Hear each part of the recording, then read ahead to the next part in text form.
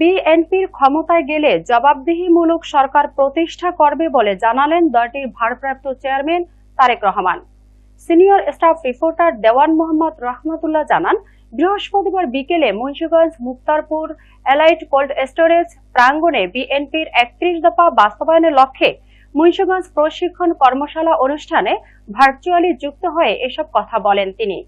এ সময় জেলা বিএনপির সদস্য সচিব কামরুজ্জামান রতনের সভাপতিত্বে শুভেচ্ছা বক্তব্য রাখেন জেলা বিএনপির সিনিয়র যুগ্ম আহ্বায়ক মোহাম্মদ মহিউদ্দিন।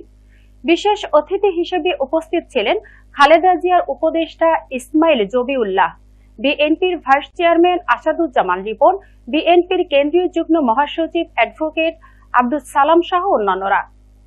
আমরা এটাকে এক স্টেপ আগানোর চেষ্টা করছি। যুক্তরাজ্যে ওরা জিরো ইমিশনের টার্গেট একটা করেছে, কার্বন ডাইঅক্সাইডের জিরো ইমিশনের টার্গেট একটা করেছে।